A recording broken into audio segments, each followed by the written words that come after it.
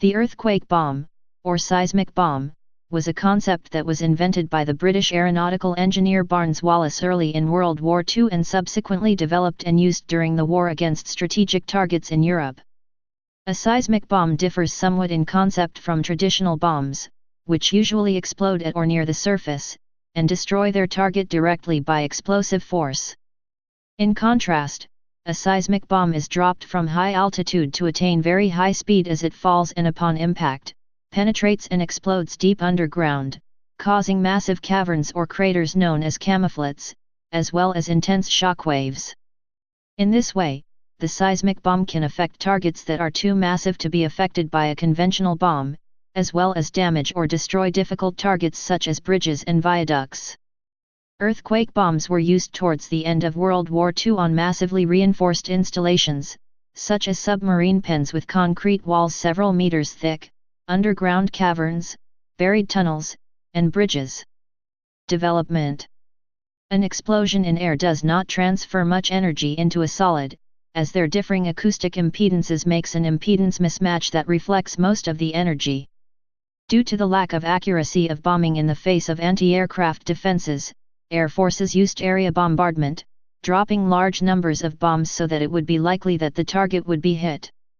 Although a direct hit from a light bomb would destroy an unprotected target, it was comparatively easy to armor ground targets with many yards of concrete, and thus render critical installations such as bunkers essentially bomb-proof. If the bomb could be designed to explode in water, soil, or other less compressible materials, the explosive force would be transmitted more efficiently to the target. Barnes Wallis' idea was to drop a large, heavy bomb with a hard armored tip at supersonic speed, as fast as an artillery shell, so that it penetrated the ground like a 10-ton bullet being fired straight down. It was then set to explode underground, ideally to the side of, or underneath, a hardened target.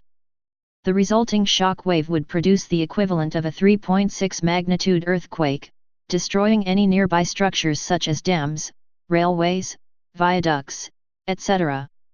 Any concrete reinforcement of the target would probably serve to enclose the force better. Wallis also argued that, if the bomb penetrated deep enough, the explosion would not breach the surface of the ground and would thus produce an underground cavern, a camouflet, which would remove the structure's underground support, thus causing it to collapse. The process was graphically described as a trapdoor effect or hangman's drop. Wallis foresaw that disrupting German industry would remove its ability to fight, and also understood that precision bombing was virtually impossible in the late 1930s. The technology for precision aiming was developed during World War II, and Barnes Wallis' ideas were then shown to be superbly successful, considering the standards at the time.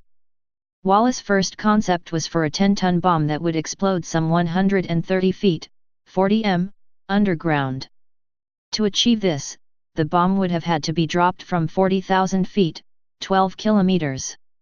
The RAF had no aircraft at the time capable of carrying a 10-ton bomb load aloft, let alone lifting it to such a height.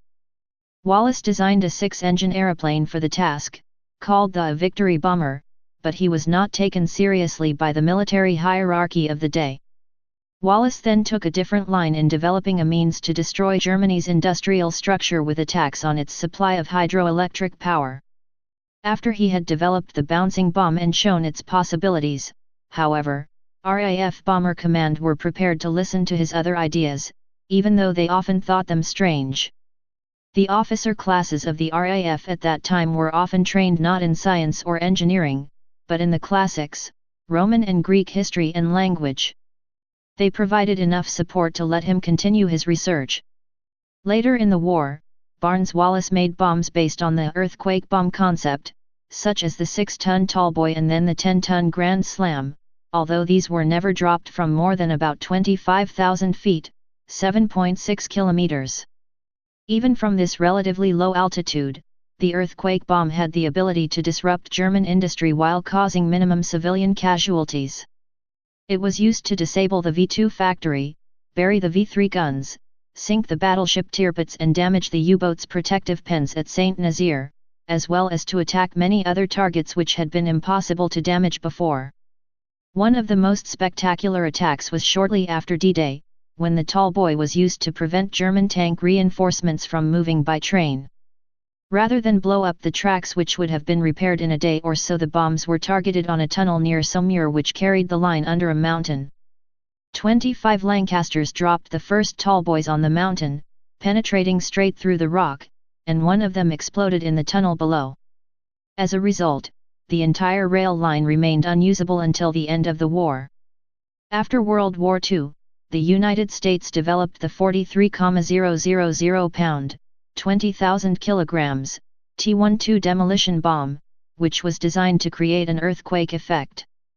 Given the availability of nuclear weapons with surface detonating laydown delivery, however, there was little or no development of conventional deep penetrating bombs until the 1991 Gulf War. During the Gulf War, the need for a conventional deep penetrator became clear. In 3 weeks, a cooperative effort directed by the Armament Systems Division at Eglin Air Force Base in Florida developed the 5,000 pound, 2,300 kilograms, GBU-28 that was used successfully by F-111FS against a deep underground complex not far from Baghdad just before the end of the war. The United States has developed a 30,000 pound, 14,000 kilograms, massive ordnance penetrator, designed to attack very deeply buried targets without the use of nuclear weapons, with the inherent huge levels of radioactive pollution and their attendant risk of retaliation in kind. Effectiveness. Anglo-American bomb tests, Project Ruby, on the comparative effectiveness of large bombs against reinforced concrete structures were carried out in 1946. Please subscribe and thanks for watching.